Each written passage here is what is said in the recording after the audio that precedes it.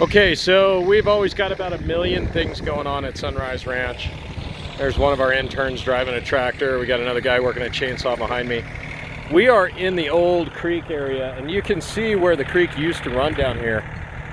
What it did was it eroded very heavily on the side of this hillside, and that was because of poor grazing practices. They used to graze horses in here, which will really damage any ecosystem at all. So anyways, what we ended up getting was a lot of brush on this hillside. You can see all the brush we had, and we've cut it all away. We've left a few sagebrush because they're part of the natural ecosystem, but for the most part, what we do is we want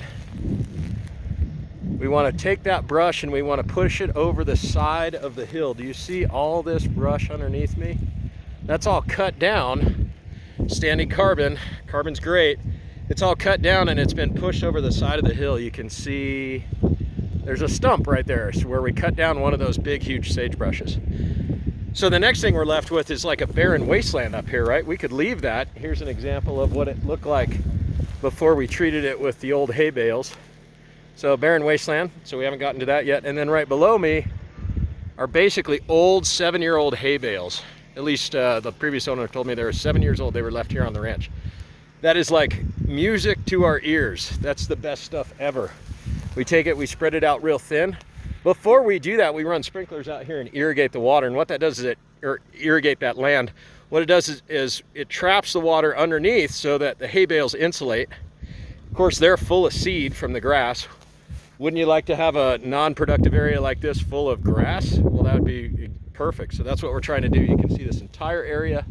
We put in a new fence because the fence here was kind of hokey and it didn't look very well. We are a guest ranch, so we do want it to look nice. But you can see there's that little plateau right over there. That's covered in about 3/4 of a ton of baled hay. That's really old and rotten and no good for anything. And that will trap that moisture in. We're also expecting a rain event here. So the one advantage of having that hay up there is that as the rain comes down, it's going to hit softly, it's going to hit the top of that hay, and it'll seep in real slowly. And hopefully we won't get one of these, which is a gully right here. So we're trying to pad that rain as it comes down. It won't collect and pick up speed. It'll just hit softly and soak in. And yeah, we'll come back here and look at this in a year or two, and it'll be covered in grass.